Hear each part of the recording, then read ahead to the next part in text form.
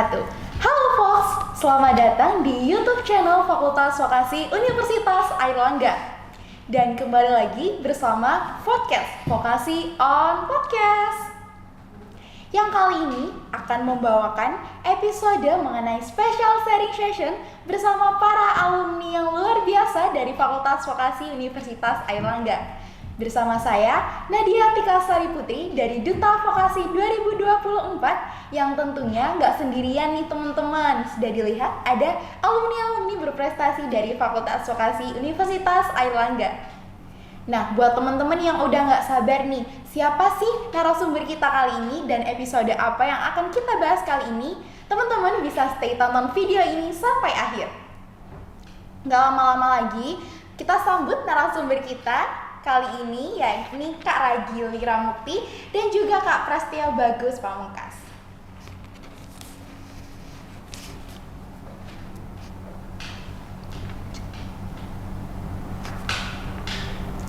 Oke, selamat datang Kak Bagus dan juga Kak Ragil. Apa kabarnya hari ini Kak? Mungkin boleh diceritakan? Alhamdulillah. Sehat-sehat hari ini ya Kak? Perjalanan ke sini tadi aman ya kan? Mas, bagus gimana? Untuk perjalanannya alhamdulillah sampai sini berarti aman ya? Iya aman, alhamdulillah. Nah, sedikit informasi nih buat teman-teman yang sedang menonton, bahwasanya Kak Bagus ini merupakan salah satu lulusan terbaik dari Fakultas Vokasi dari program studi D4 Teknologi Rekayasa Instrumentasi dan Kontrol. Kalau Kak Ragil sendiri ini juga merupakan lulusan berprestasi dari Fakultas Vokasi dari program studi D3 Akuntansi. Wah, sungguh kesempatan yang luar biasa ya bagi saya bisa berbincang langsung dengan alumni-alumni luar biasa Fakultas Vokasi ya teman-teman. Oke, kayaknya kita langsung masuk ke sesi tanya jawab ya Kak. Boleh Kak? Boleh. Mungkin yang pertama saya mau tanya-tanya ke Kak Bagus dulu nih teman-teman. Seperti yang saya sebutin tadi ya teman-teman, Kak Bagus ini berhasil menjadi lulusan terbaik loh teman-teman, yang berhasil meraih IPK 3,94. Teman-teman, wow, itu hampir sempurna ya Kak ya.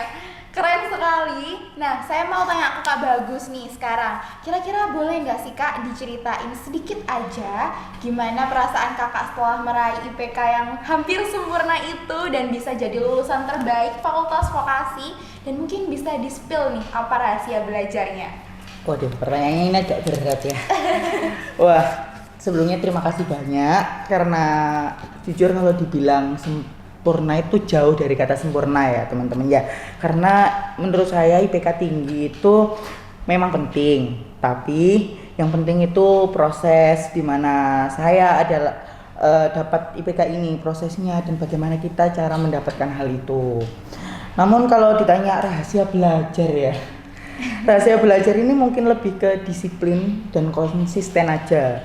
Saya selalu berusaha membagi waktu dengan baik ya, karena di sela-sela kuliah bukan cuma kuliah aja, ada magang, ada organisasi juga. Terus yang biasanya saya itu dengan cara mencatat poin-poin di mana hal-hal penting itu bisa saya lakukan. Dengan biasanya teman-teman juga pasti sering mendengar terkait manajemen waktu. Nah, bener. hal itu sih mungkin yang jadi paling urgent di mahasiswa. Benar Kak. Dan rahasia terbesar saya ya, rahasia sebenarnya adalah kemauan untuk belajar. Karena mungkin ada saat-saat dimana saya merasa nggak nyaman, kadang juga kayak ragu, bener nggak sih? Pasti semuanya ngalamin hal tersebut, kayak ragu, terus bosan belajar, terus habis itu kegiatan ini kok terus-terusan ada, padat banget gitu.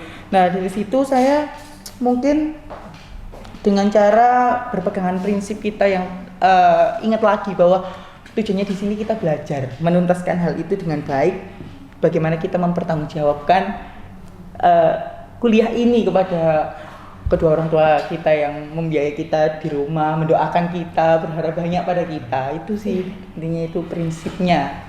Karena dimanapun ada kemauan, di situ pasti ada jalan. Wow.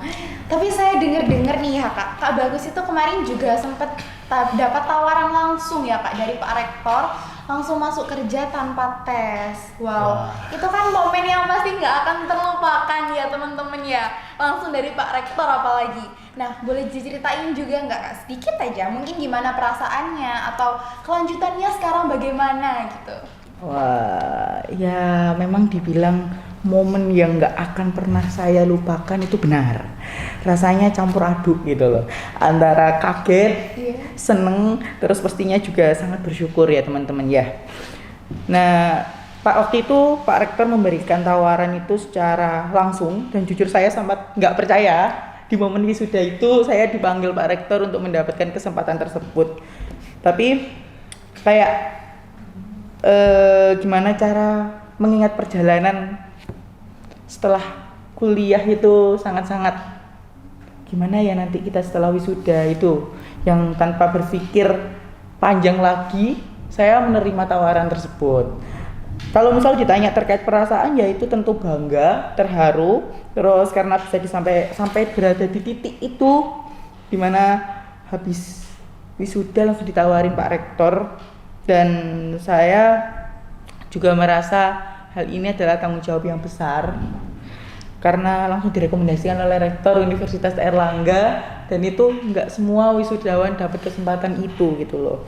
Jadi untuk kelanjutannya sendiri saya ini masih menunggu terkait tindak lanjut dari rektorat dan saya juga berharap akan secepatnya juga karena meskipun tidak saya sebagai alumni ya yang baru saja lulus mencari kegiatan, bahkan saya itu tipe-tipe orang yang bosenan terkait nganggur gitu teman-teman ya. Bahkan free dikit harus ada kegiatan dan di sela-sela kegiatan ini di sela-sela sambil menunggu terkait tawaran Pak Rektor dan kelanjutannya ini bagaimana, saya juga kesibukannya mempersiapkan pilkada. Nah, saya ikut bukan tim ses tapi badan ad hocnya KPU.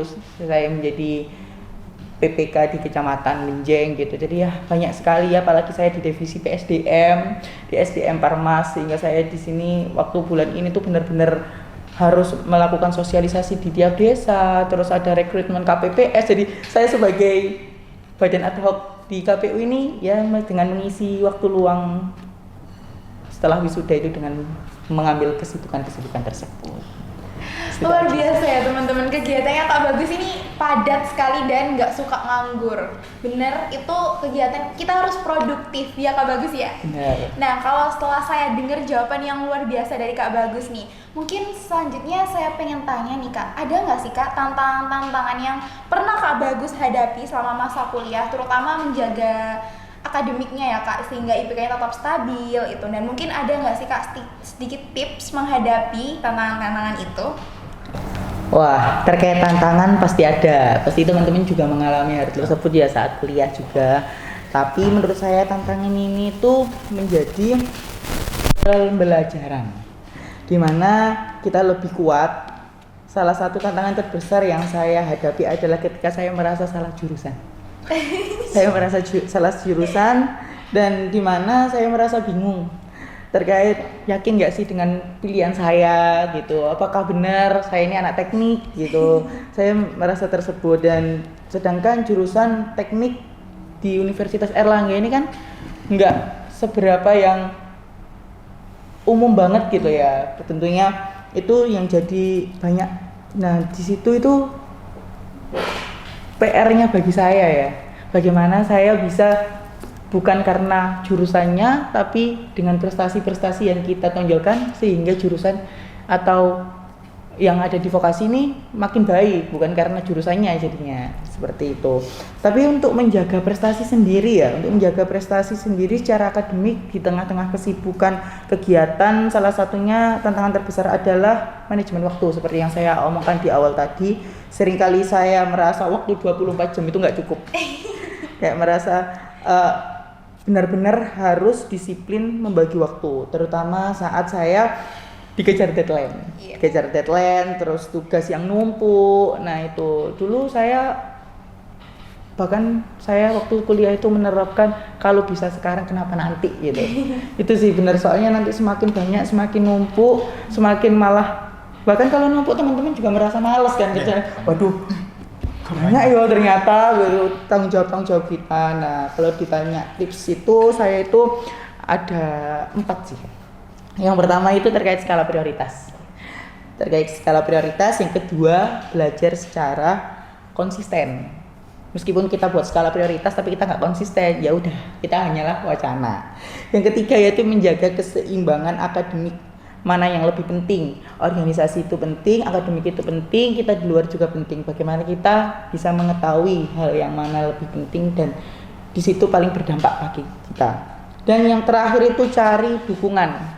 Bisa dengan support system, dengan mungkin di sini ada yang udah punya pacar atau gimana. Kalau saya sendiri support systemnya itu dengan teman-teman terdekat gitu. Bahkan teman-teman jurusan pun itu sangat-sangat mendukung. Bahkan yang saling menguatkan kayak waktu di detik terakhir skripsi itu kita itu benar-benar solid, enggak tanpa peduli ini alat mata alatku, kita kerjakan dibantu ya wes kita harus lulus bareng nih gitu. Begitu sih kalau tipsnya. Support system itu penting. Terima kasih. Ingat teman-teman, support system tuh penting. Nah, tips-tips tadi tuh mungkin bisa diikuti sama teman-teman nih yang nonton video ini.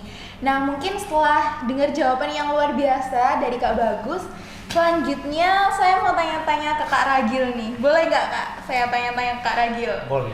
Boleh. Nah, seperti yang kita tahu tadi saya sebutin di awal ya teman-teman, Kak Ragil ini lulusan berprestasi. Keren nggak? Keren ya pastinya ya. Nah, Kak Ragil ini berhasil meraih kejuaraan wushu di tingkat internasional loh teman-teman. Bukan nasional lagi tapi internasional. Nah, mungkin dari Kak Ragil sendiri, boleh nggak sih Kak diceritain gimana perjuangannya selama ini biar bisa jadi keren kayak Kak Ragil? Oh, kalau saya dibilang keren, enggak segitunya lah. Masih sama-sama keren. Kok kita semua bisa di sini udah keren semua. Cuma kalau ditanya buat perjuangan, mungkin lebih susahnya itu ketika kita bagi waktu sebenarnya itu. Karena kan perbedaan dua bidang nih, antara bidang akademik dan non akademik ini, wah itu bener-bener timpang banget. Kayak kita satu sisi harus bisa belajar buat ngejar nilai di kuliah, tapi satu sisi kita harus bisa ngejar buat kemampuan fisik kita untuk, terutama saya bisa bertanding di kompetisi wushu dan sebagainya macamnya. Tapi apakah itu jadi hal sulit? Sebenarnya bukan saya rasa sulit, tapi saya rasa sebagai sebuah tantangan. Sama kayak masnya tadi kan banyak juga kegiatan-kegiatan lainnya dan banyak kegiatan di luar itu yang kita harus tetap jalankan agar kita bisa menambah prestasi kita.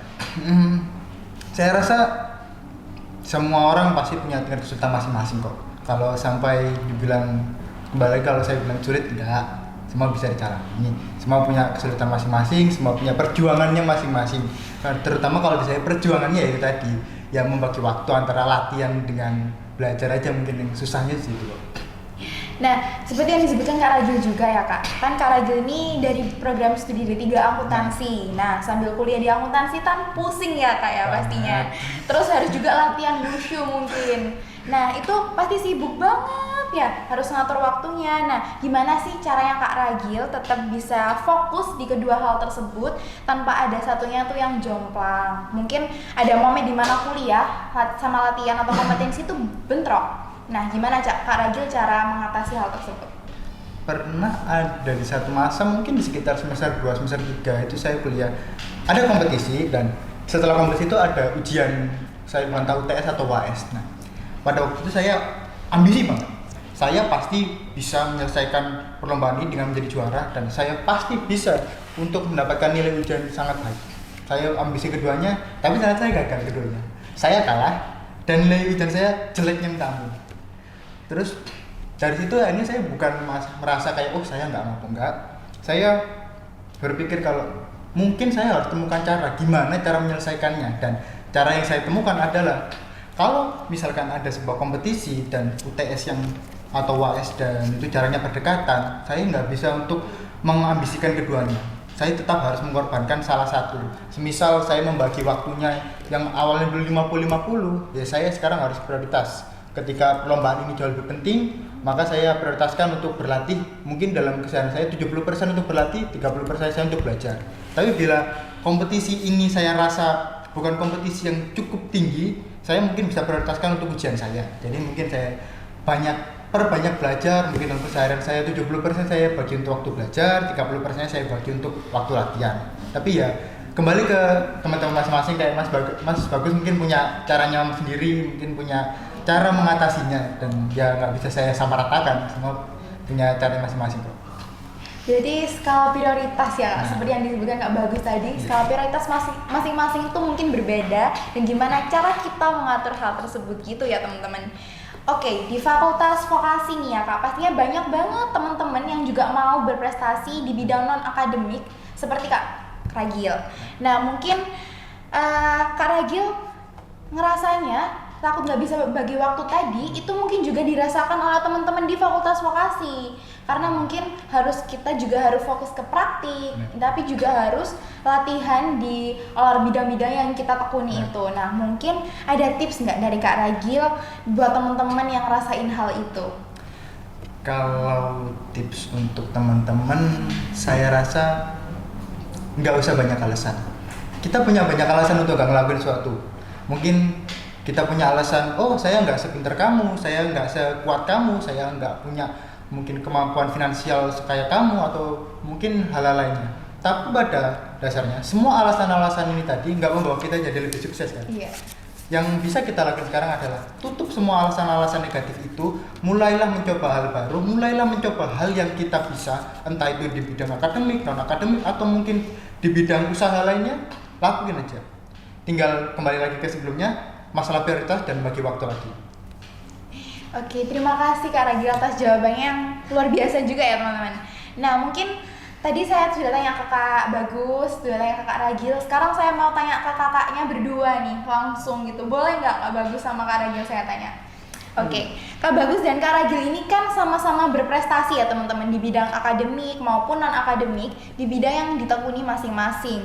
Nah, gimana sih Kak caranya biar tetap termotivasi dan di tengah padatnya aktivitas kuliah dan kesibukan lainnya? Nah, mungkin apa sih peran fakultas vokasi untuk kakak-kakak sekalian tuh mengembangkan diri? Dari aku dulu ya? Iya, boleh. Oke, kalau jujur kalau dari aku di tengah padatnya aktivitas akademik, terus juga non akademik di luar juga padat, ada banyak momen di mana saya itu lelah dan kayak merasa kok gini ya gitu. Disitulah saya sebagai mahasiswa itu menerapkan self reward. Nah itu sebagai mahasiswa saya sering banget di sela-sela jenuhnya kesibukan-kesibukan seperti kuliah, terus organisasi, tanggung jawab di luar, itu self reward itu penting. Jadi kalau dibilang, terkadang itu banyak yang bilang anak muda zaman sekarang itu gimana ya bilangnya itu, sering sekali mikir banyak kemauan atau gimana gitu ya, tapi itu penting menurut saya. Gimana kita harus mengendalikan mood kita agar tetap terus stabil gitu, bukan terkait itu yang dengan mood stabil itu dapat memaksimalkan kemampuan-kemampuan kita, tanggung jawab kita itu jadi lebih maksimal, seperti itu kalau dari aku. Terus terkait peran fakultas vokasi, saya sangat terbantu dengan salah satu kekuatan di fakultas vokasi yang sangat mendukung, baik itu secara akademis, non akademis, itu fakultas vokasi sangat mendukung. Bahkan saya pernah juga lomba di tingkat nasional, seperti waktu itu saya ikut program kampus integritinya KPK, itu juga dari prodi, itu juga sangat mendukung.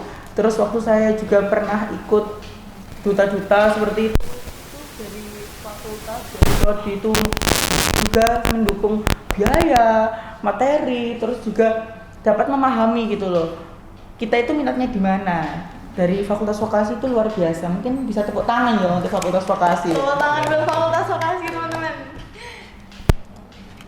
Kalau dari saya mungkin cukup. Mungkin dari Kak Ragil selanjutnya. Tadi yang pertama mengenai motivasi ya di tengah padatnya kuliah. Kalau motivasi, saya setuju sama jawabannya Mas Bagus yang tadi tentang support system. Itu saya rasa jadi motivasi terbesar saya sebenarnya sih. Kayak kita punya teman-teman di lingkungan kuliah yang saya lihat kayak, oh ada teman saya yang pinter, ada teman saya yang jago berdagang, ada teman saya yang misalkan dia jago dalam dunia IT atau segala macamnya. Itu kadang jadi motivasi tersendiri buat saya kayak, oh mereka bisa ini, kok saya nggak punya kelebihan lain ya. Oh dari karena itu saya semakin menekuni dunia khusus saya kayak, oh saya bisa kok menyamai teman saya. Bukan berarti dalam konotasi sombong ya, tapi ini supaya jadi motivasi diri kita kayak supaya lebih meningkatkan prestasi kita pribadi. Nah terus yang kedua tadi masalah ini ya, vokasi.